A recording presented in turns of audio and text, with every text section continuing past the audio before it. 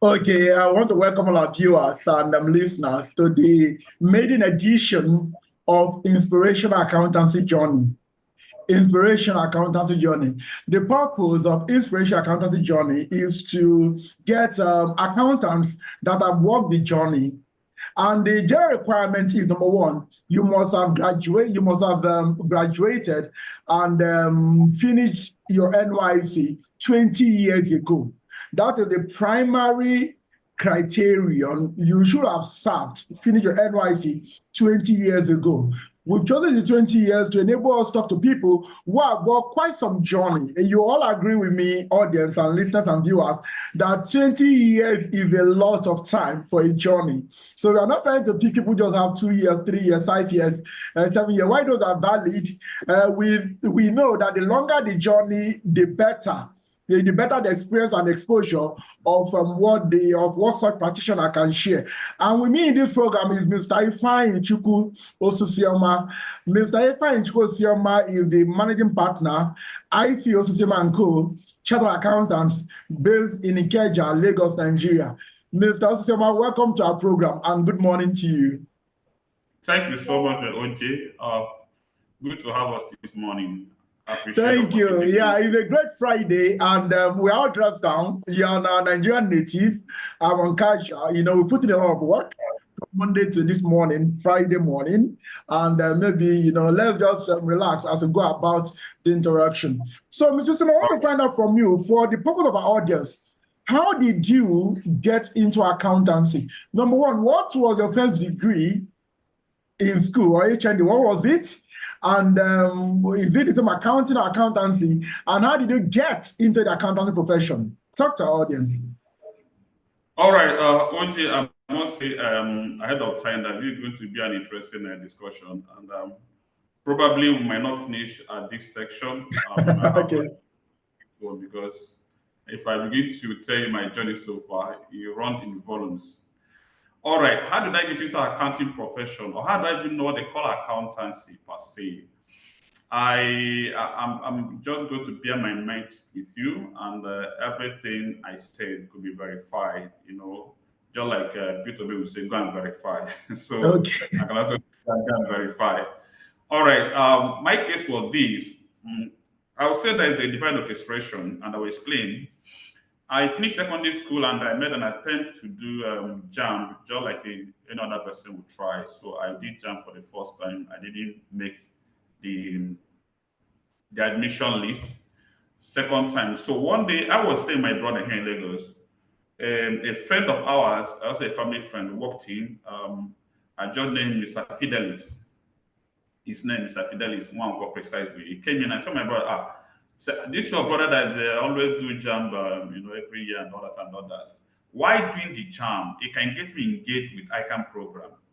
My brother said, what is ICANN program? What does it entail? He said that what they call ATS in ICANN, the accounting technician scheme, that I could, since I have my O level, that I could commence that with my O level while trying to do jam. Or alternatively, along the line, I can also, if I complete that process, I can also use it to get a switch and go into university to study accounting as a direct entry.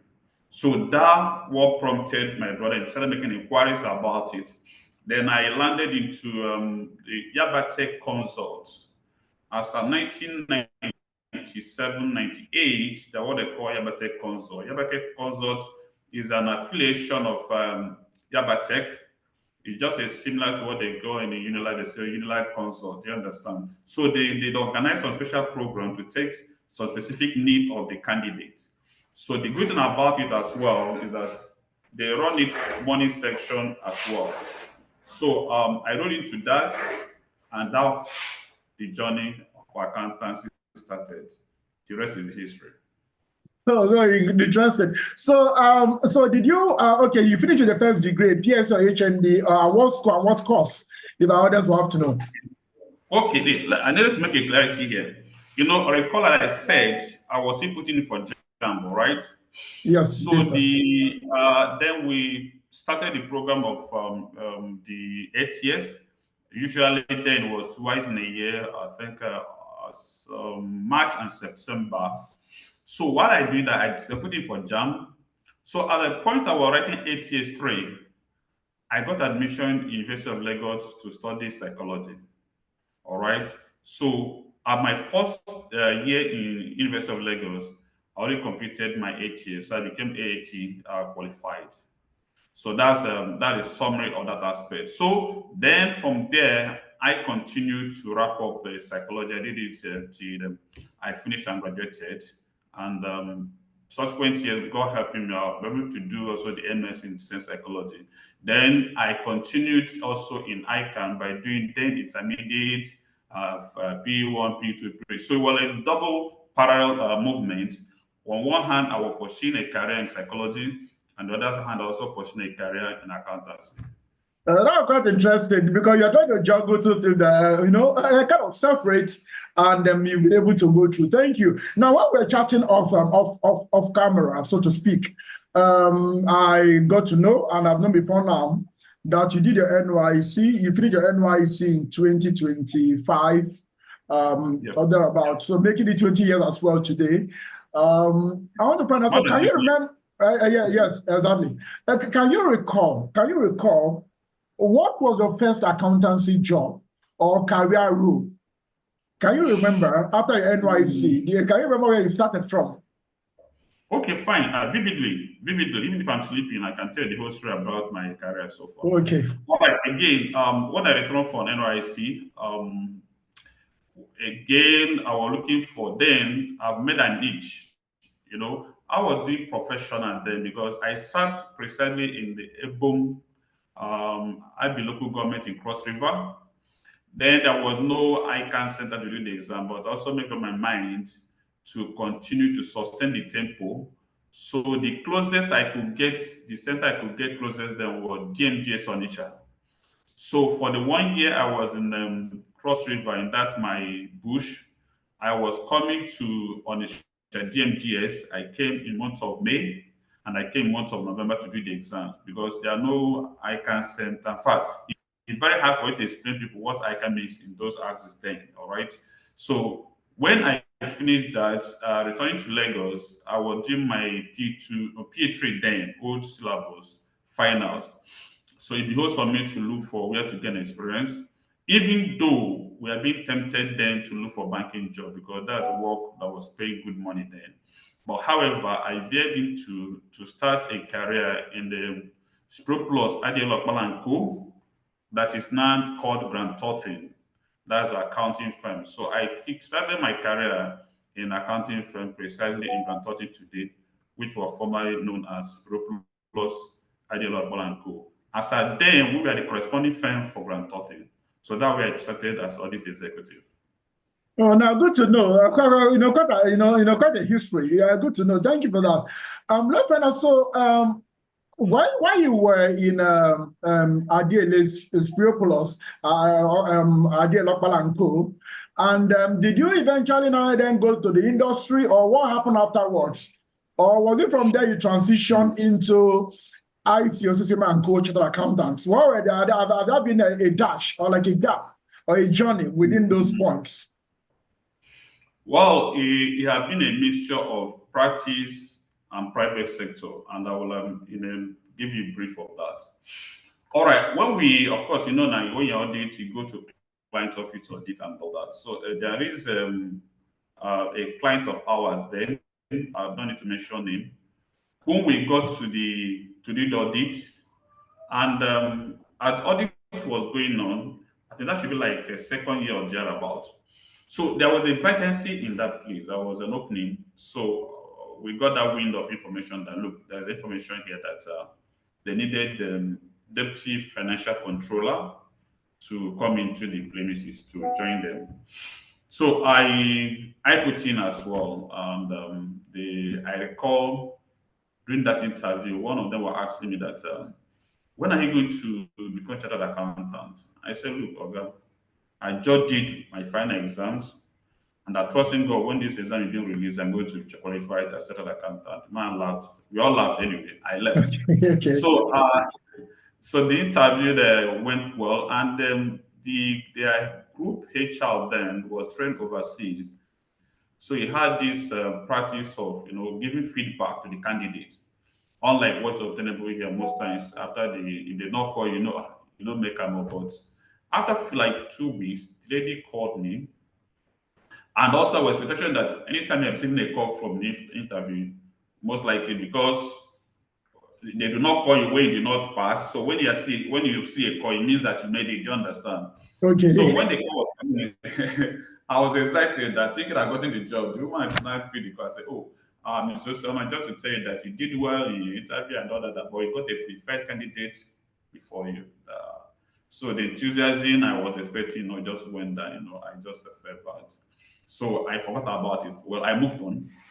But again, after like 2 weeks, another call came in. So this time around, the woman was calling, but she didn't use her normal call I used to know the number. Do you understand? So she said, Osisioma, I'm the one calling you again. I said, okay, ma, what happened? He said, just to ask you if you're still interested in that job. I said, which job? He said, the one he came for interview. I said, yes, ma, I'm not interested. I said, okay, fine. Can you come up and take your appointment letter? Do you understand? So from that firm, I moved into private sector to become the deputy group head of finance. So that's then from Mm. there to financial institution and all that over the time. Yeah. Wow, wow, wow, good to know. Now, in this journey, can you recall, is that a time when you felt like, whether when you were the forerunner to Grand Thornton in Nigeria, Spirilus, Adiel and Co., or whether when you were in industry, as you mentioned, were there points or was there a particular time when you felt unfulfilled in the journey of your accountancy? Well, I would say that my being or studying psychology or being a psychologist have prepared me mentally ahead. All right.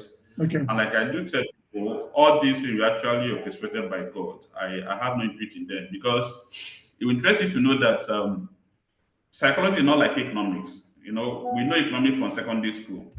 We know what they call somebody studying English. So even up to second semester in first degree, some of us could not even spell psychology properly. Do you understand? Because we are not familiar with the spellings. Do you understand?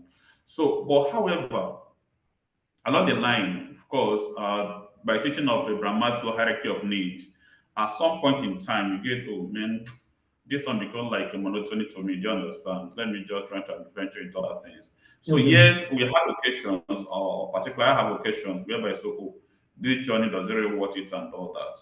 But the good news is this: I must tell you that by God's grace, we never had a better last year since we started the journey. Anytime we look back, we find out that where we are today is much, much better than where we were last year. Do you understand? So it has been an interesting journey, it has been an adventure journey, and we keep to tweaking and evolving around it to make it to sustain the interest and also the energy around it. Oh, thank you. What do you have to say to our colleagues, people who feel like they are stuck in a rut? Maybe the job is not fulfilling anymore. I may be in payroll. Mm. I may be in fixed assets management. I may be in procurement, in admin, financial reporting, internal control, financial analysis. Mention it, various roles.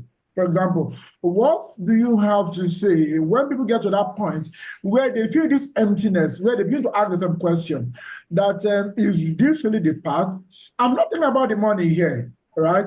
I'm talking Mm. about that intrinsic, contentment that Mhm. comes from carrying out a role. So someone is asking, is this all? Mm. I think I have a longing for something different, or I think I have a longing for something more, something unique, or something that is not. I don't know what that thing may be, but it's not this. Mm. So that kind of situation often leads to, some form of setback emotionally, of course, some form of burnout or career depression. For accountants who are in this circumstance, do you have one or two things to say in that regard that can spark up that light once again as they proceed on their journey? All right. Yes. We do say that variety is a spice of life. All right, and monotony kills interest. Anytime you give something over time, yes, you can increase your specialization or specialty, but at the same time, something you do in and out every day, they got tired of it. Sometimes you see somebody that maybe a restaurant operator, all right? He asks her, eat rice. Say, I'm tired of this rice because that's what I prepare every day. That's what I serve every day. And, the taste of it also like put them off. I do tell professionals like this life is once, all right? So you should make it as interesting as possible for yourself. Like I said, we don't have time, but I adventured in so many things. While I was in the accounting firm then, I used to write for newspaper, the Vanguard, and some of them. I read what they call a psychologist's voice. Right, I have a column, and I think I still have. If I search through my library, I see if you're those newspapers. So it shouldn't lock yourself in a box. It's all about your creative mind. That look, what can I do? Yes, even if you say want to stay in accounting forever and all that, but there's other addendum it can bring to bear. Do you understand? That will distinguish you and also broaden your knowledge. And someone like me, it's very difficult for me to run one thing for years because due to the motivation will not be there. And what we also have done in Osisioma and Co. by God's grace is that we're trying to integrate some services along the line. Do you understand? Okay, having been trained as a psychologist, as okay, fine. We can also got some skills to do like recruitment, also to do training. Of course, we are done one or two trainings together and all that. So we now add to that the services of recruitment and training. So if you find out that your interest is going down in accounting, debit and credit, you can also like find yourself, in this axis. Another thing we also have done is also we got accredited by CAC as well to do all the CAC functions, registration, incorporation, IT, and all the rest of them, changing anything around CAC. And also by extension of audit, we also do taxes. Do you understand? So we try to be creative enough, also try to put some variety on the debt. So if you are not, or you feel like the energy on this is low, you understand? Let me pump myself by getting involved into this and some other thing. So in summary, we should not remember that tomorrow is work and get downcasted. Do you understand? We shouldn't remember Monday morning and get discouraged because the same routine thing I've done for years are going to make. So you have the mind, you have the creativity in you to tweak the table and make it suit you for the best. Well, thank you for that clarification. Now my next question is going to be on roles that accountant play. I knew you when you were a CFO in a certain mortgage bank in Nigeria, a very prominent mortgage bank in this country, that have done volumes of mortgage transactions, and that was part of a banking group known globally. And can you contrast when you worked at that role as a CFO? Can you contrast it for someone who has always someone else who had always had an auditing background, external auditing background, maybe was head of audit, head of engagement partner, and all of that. For some people that want to transit into CFO roles, do you think the transition from an external auditor's mindset and philosophy to that of a CFO in an organization, do you think that the transition should be seamless? Is it a thing of plug and play, or there's some kind of mental, emotional, and even some other managerial skill requirements that will make such an auditor to function successfully as a CFO? Or do you just think it's just a plug and play, they can jump on and write? What do you think? All right. Thank you, OJ. Firstly, we need to understand that the two roles are just independent of themselves. All right. Okay. However, the knowledge acquired or knowledge you are bringing as a senior auditor can help you bridge the gap. All right. Remember, when you're in audit sector, you are offering a service, kind of. All right. We are just going to client place, do one or two things. You understand audit and all that and all that.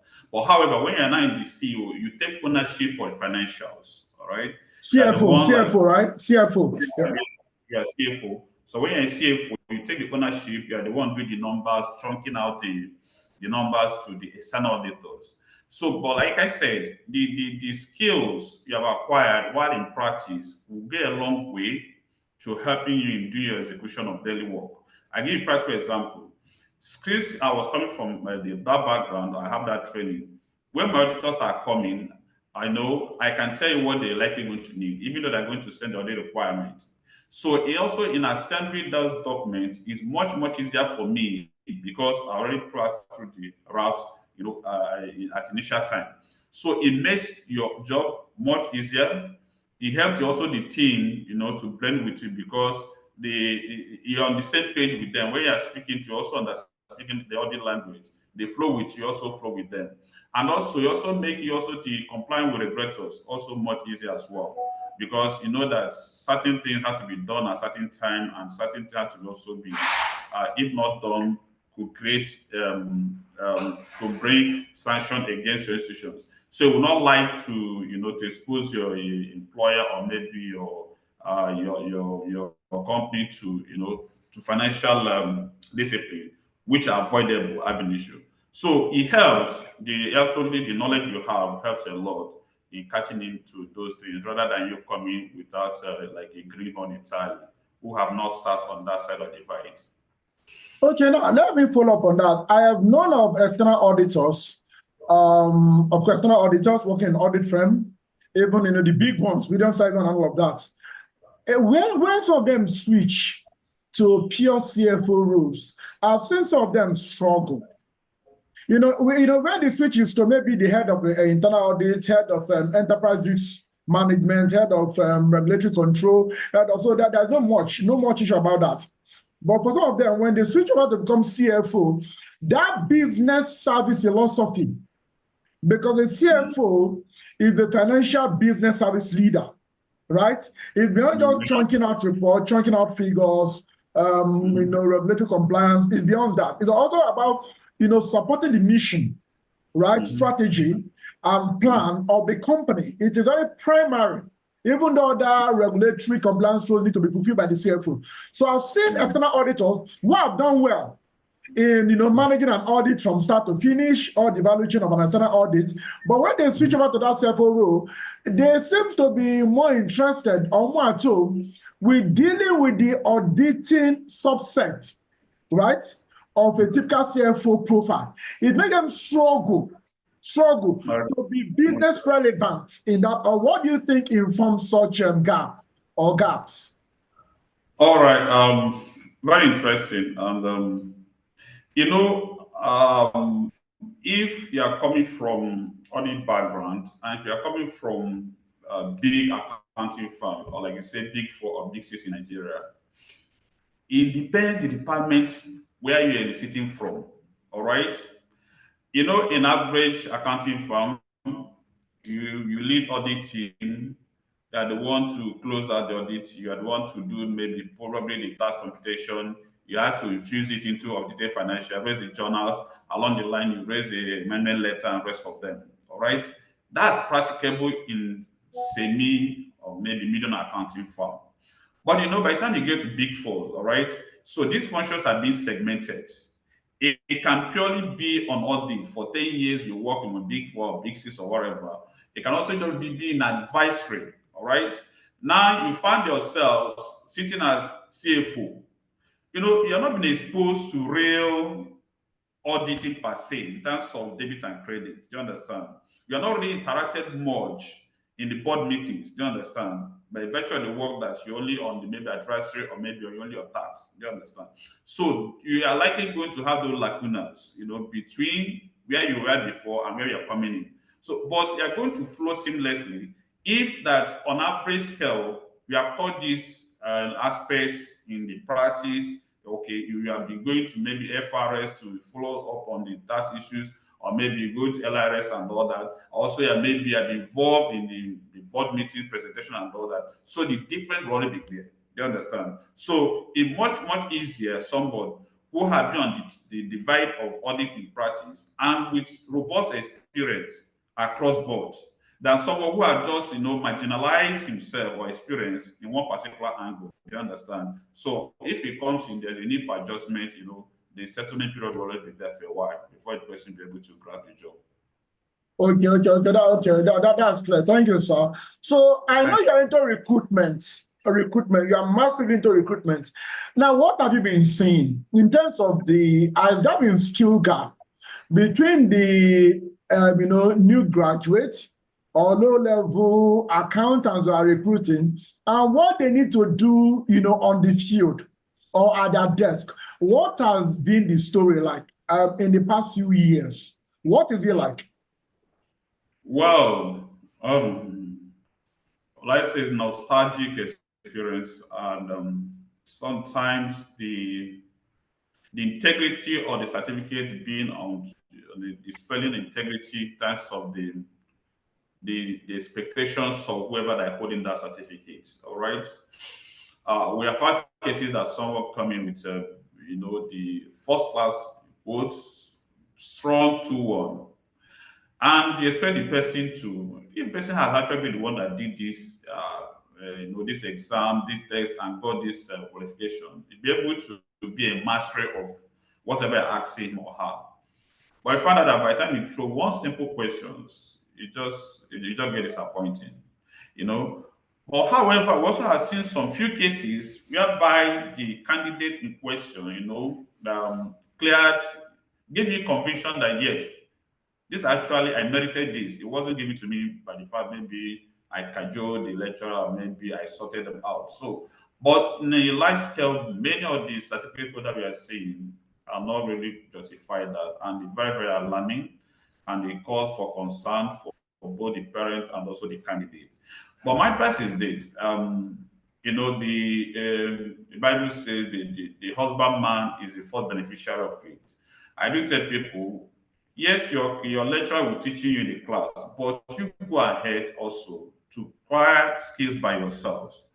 Good enough today, we have internet all over the world. You have AI also coming up. You understand? There are practically any knowledge you need to have, you need to know. Just in the palm of your phone, you get all those things. But however, I found out that news, the Gen Zs, they prefer social ambience, prefer to maybe laugh and all that, make themselves happy or whatever. But they need to acquire the skills. And acquiring those skills is not as a days until you go to class, until you go to library. With your phone, with your smartphone, you get practically everything. For instance, you want to know about AFRS, just Google it to your phone, have it. Even when you're going to work, maybe in public transport or whatever, you can read as much as you could. Somewhere like in Lagos that have much traffic, you can stay in traffic maybe 1 hour or 2. Before you know it, at least you've gotten 2 or 3 standard to your very self. So my advice to them that they should pay attention to all this, because it's what they need. What I found out that your grade can get you in to do a job, but your knowledge, your skill will what sustain that job. Maybe I say that again. Yeah, the bank will say, if you make 2-1 or first class, come for interview and all that. Fine, that's an open door for you. But by the time the employer now is, having expectations on you and you're not delivering, they show you exit door. All right. So basically, the candidate should be able to justify that, look, I'm willing to work and I've got the skills that sustain me in the job. So that's very important. Well, thank you very much for that clarity, and that was quite informative, and that's very educative. And so let's talk about transiting from maybe operational accounting roles to managerial, maybe to strategic role in industries. Let's say I'm a payroll officer, for example, or I'm a store officer, or I'm a cashier. Those are, or I'm a processor. I post transactions. Those are operational accounting or accountancy role. When I'm a manager, I'm a supervisor, meaning that 1 or 2 persons, I oversee what they do.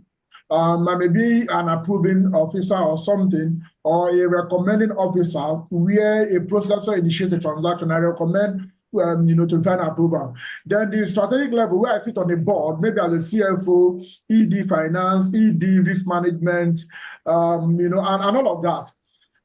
Are their attitudinal, are their emotional, are their managerial skills that distinguish competencies at these three levels: the operational level, the managerial or supervisory level, and then the strategic level. Are there things our listeners, especially the younger ones, need to take notes to transverse this cadence of rules in accountancy?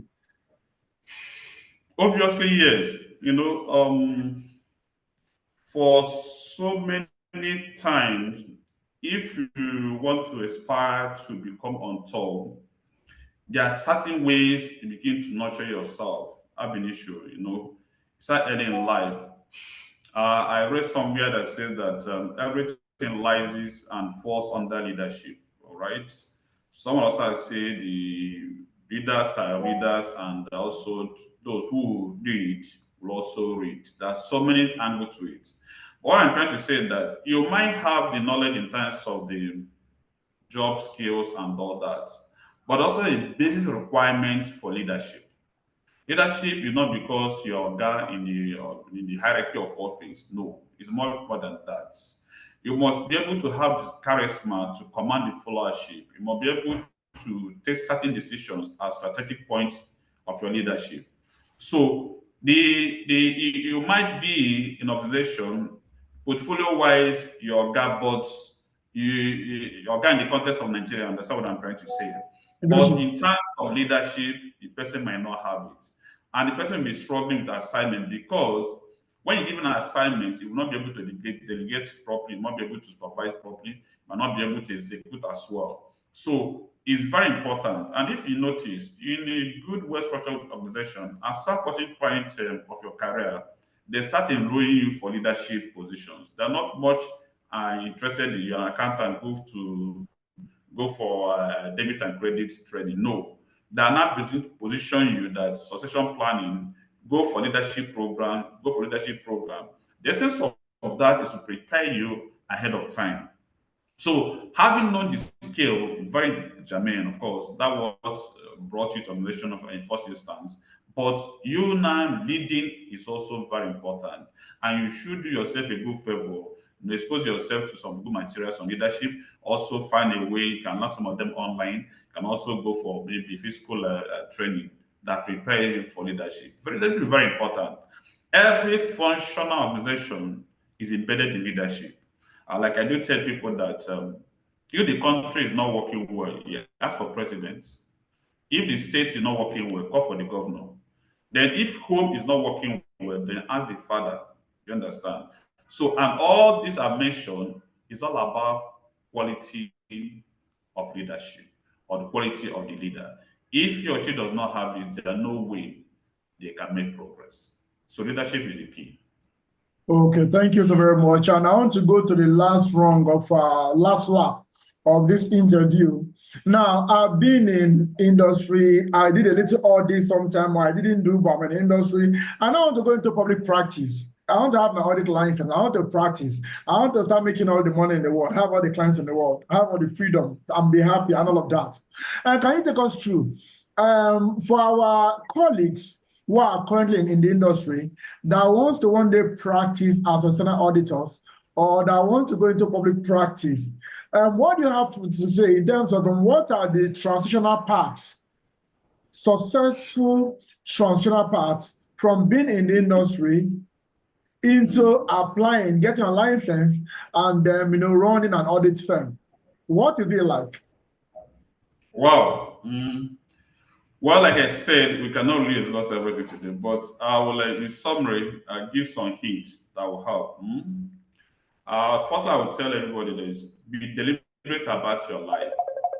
Be deliberate about your life. Okay. Don't wait things to happen to you because before you start reacting to them. Just be deliberate about life.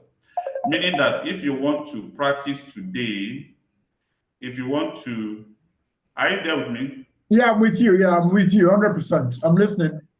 Right. So if you want to practice, maybe you want to exit in 7 years to come, all right? But you still work today and they are planning for it. Go all out, prepare yourself, go all out, get the knowledge. The audit fee they pay you is saying thank you for the work you've done. So now, if you have that in mind, it means that everything that had to do with this work to make it by excellence, let me learn it. Then I also tell people start early enough. Start early enough. Start early enough. That's the only way you can enjoy the practice. I was in one university recently and I met the head of account department, HOD. He was lamenting and he was and I was going to come back to practice. And I said, were you in practice before? He said, yes, I was in practice. And I left you to come here. And here professors collecting less than 400, mention the amount and all that. And he said, this is what I can make in one deal in a day, in a practice and all that. So, and some Wow. other things like that. So, Wow. the find out that the man wasn't to me, he wasn't convinced enough to remain focused. There might be a Okay. teaching program in any adventure. There might be a learning curve. All right.